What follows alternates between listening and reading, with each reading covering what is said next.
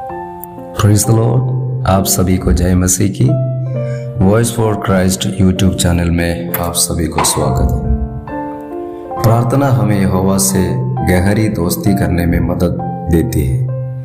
जब दो दोस्त रोज बात करते हैं और एक दूसरे को बताते हैं कि वे क्या सोचते हैं, कैसा महसूस करते हैं और उनकी चिंताएं क्या है, तब उनकी दोस्ती और भी गहरी होती जाती है।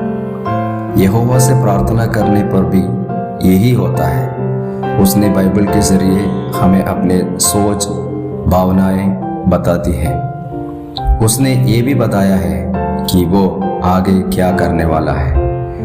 आप भी हर दिन प्रार्थना में उसे अपनी गहरी भावनाएं बता सकते हैं। जैसे जैसे आप ये करेंगे, यहोवा के साथ अपनी दोस्ती और भी गहरी होती जाएगी।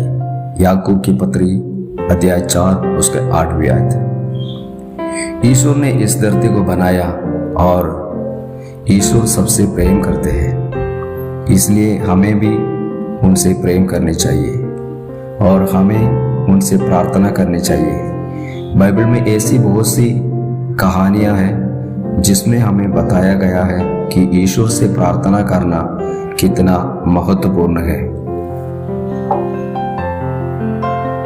प्रार्थना करना बहुत ही प्रभावशाली है। यहाँ हम एक ऐसी कहानी के बारे में बात करेंगे जिसमें बताया गया है कि प्रार्थना करके कैसे हम अपनी जिंदगी के बदलाव ला सकते हैं। ये कहानी याबेश की है। बाइबल में याबेश की कहानी ज्यादा संक्षिप्त में नहीं बताई गई है, इसलिए हम यहाँ इस कहानी को थोड़ा बड़ा करके बताएंगे ताकि आप इसे अच्छे से समझ सके। ये कहानी है इज़राइल की। याबेश के जन्म का समय था। उसके जन्म के समय उनकी माता को खूब पीड़ा हुई। वो पीड़ा शायद उन्हें कभी नहीं हुई होगी। इस वजह से उसकी माँ ने उसका नाम याबेश रखा। याबेश के नाम का अर्थ है पीड़ा और दर्द। माँ को शायद ऐसा भी लगा होगा कि जन्म के समय उसने इतनी पीड़ा दी है तो वो आगे भी शायद और पीड़ा देगा। इस वजह से उसका नाम याबेश रखा गया। समय निकलता गया और याबेश बड़ा होने लगा।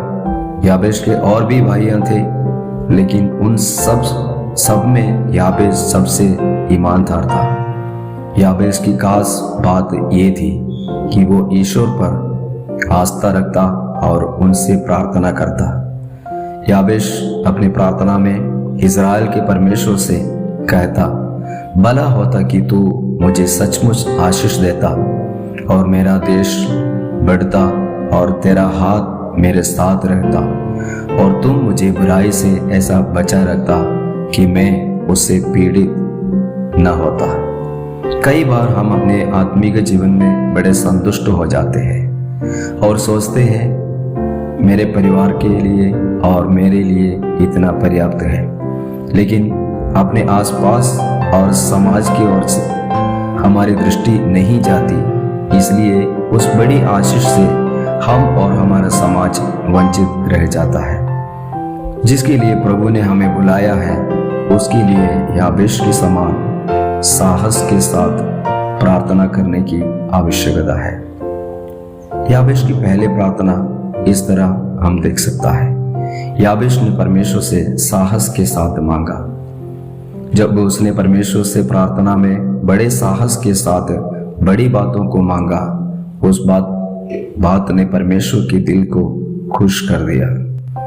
परमेश्वर का दिल आनंद से भर जाता है जब उसके बच्चे उसकी संतान सिंहासन के पास आकर बड़े साहस से उस पर पूरा भरोसा करते हुए बड़ी बातों की मांग करते हैं। कई बार हमारे बनाए गए नियम कानून हमारी प्रार्थना जीवन को और आत्मिक जीवन को अपंग बना देते हैं, लेकिन यदि हम बड़े साहस के साथ उस प्रार्थना के कमरे में प्रवेश करते हैं और अपने जीवन से भी बड़ी बातों की मांग करते हैं और जिसका संबंध प्रभु के साथ सही होता है और स्वयं को परमेश्वर के हाथों में सौंपता है और हर प्रकार के सुधार के लिए प्रभु पर भरोसा रखता है, प्रभु ऐसे प्रार्थना करने वाली संतान की मनसा को ठीक कर देते हैं। हमारी प्रार्थनाएं आग के समान है। जहां कम आग होती है वहां कम ताप होता है, लेकिन अधिक आग में आग के कारण अधिक ताप होता है। उसी प्रकार छोटी और संकुचित प्रार्थना कम असर लाती है, लेकिन महान प्रार्थनाएं महान उत्तर भी लाती है। याबेश की दूसरा प्रार्थना, याबेश ने अपने देश के लिए भी मांगा। ध्यान दे, याबेश ने क्या प्रार्थना की थी? उसने प्रार्थना की, प्रभु मेरे देश को बढ़ा और मुझे सचमुच आशीष दे और तेरा हाथ मेरे साथ रहे। याबेश की तीसरी एक प्रार्थना, याबेश ने जीवन में परमेश्वर की उपस्थिति मांगा। उस समय जमीन जायदाद की धनी होने की निशानी थी। याबेश ने खुलकर मांगा। वो केवल धनी होने नहीं चाहता था, बल्कि वो चाहता था कि परमेश्वर की संगति भी उसके साथ रहे। वो कहता है, तेरा हाथ मेरे साथ रहे। वो परमेश्वर की उपस्थिति में आनंद मनाना चाहता था। वो अपने तमाम कामों में परमेश्वर के हाथ को महसूस करना चाहता था। याबेश की चौथी प्रार्थना, याबेश ने परमेश्वर का मार्गदर्शन को मांगा और वो ये भी चाहता था कि परमेश्वर का हाथ उसका मार्गदर्शन करे, अगुवाई करे और तमाम बुराई से उसे रक्षा प्रदान करे। इस छोटी लेकिन सामर्थ्य प्रार्थना के अंत में याबेश अपना दिल उंडेल कर कहता है, प्रभु मुझे बुराई से बचा रखना कि मैं पीड़ित न हो जाऊं। याबेश जीवन में पाप और बुराई से बचाव मांगा, अर्थात उस पर भी सभी मनुष्यों के जैसे पाप का स्वभाव दबाव डालता था, लेकिन वो उस बुरे स्वभाव में जय पाने के लिए और हर प्रकार के नुकसान से बचे रहने के लिए अपने परमेश्वर पर भरोसा रखता है। वो एक नम्र व्यक्ति था, इसलिए उसने इस प्रकार की प्रार्थना की और लेखक कहता है, और जो कुछ उसने मांगा वो परमेश्वर ने उसे दिया। हमें नहीं बताया गया कब और कैसे, लेकिन हमें मालूम है एक अच्छे पिता की भांति हमारा परमेश्वर भी अपने उस संतान को जो पूरा भरोसा करते हुए नम्रता और साहस के साथ और खुलकर मांगता है, तो वो पिता परमेश्वर उसके सभी मनोरथों को पूरा करता है। परमेश्वर के महान दास विलियम कैरी ने इस प्रकार कहा था, परमेश्वर से महान बातों के लिए प्रार्थना करो और परमेश्वर के लिए महान महान काम करो। याबेश की इस प्रार्थना को परमपिता परमेश्वर ने सुना और उन्होंने याबेश को आशीष दी, उसका साथ दिया और उसे बुराई से बचा कर रखा। उसने दौलत और यश कमाया क्योंकि वो ईश्वर का नीक बनता था, जिसमें परमपिता परमेश्वर के प्रति आस्था थी और उनके प्रति प्रेम था। याबेश की माता ने उसे जो नाम दिया वो बिल्कुल उसके विपरीत था। माता का लगा कि वो आगे चलकर सबको पीड़ा देगा, लेकिन ऐसा नहीं हुआ। ये थी याबेश की कहानी, जिसमें हमने जाना कि कैसे ईश्वर से प्यार करने और उनसे प्रार्थना करने से हम हमेशा खुश रह सकते हैं। प्रार्थना करने का क्या महत्व है?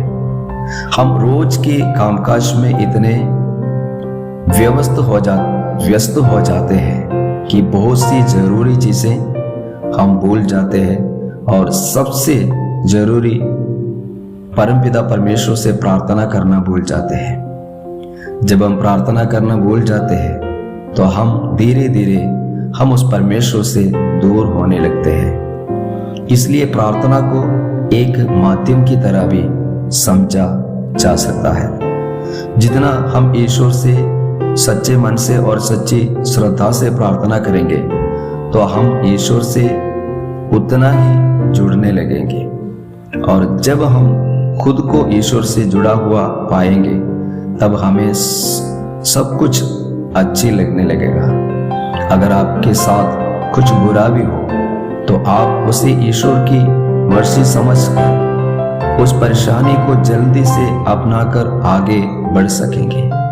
हमें ये बात हमेशा याद रखना चाहिए कि ईश्वर जो भी करते हैं उसके पीछे कुछ कारण होता है और ऐसा करने के पीछे हमारा भला ही होता है। तो बिना किसी संदेह के ईश्वर से प्रार्थना करें। ये बात पूरी सच है कि जितनी जल्दी हम अपनी गलतियों को अपनाएंगे उतनी जल्दी ही हम आगे बढ़ जाएंगे। अपनी परेशानियों को जो जितने जल्दी अपनाता है वो उतने जल्दी आगे बढ़ पाता है। इसलिए हर एक व्यक्ति को ईश्वर से प्रार्थना करनी चाहिए। परमेश्वर इन वचनों के द्वारा आप सभी को आशीष दे। God bless you.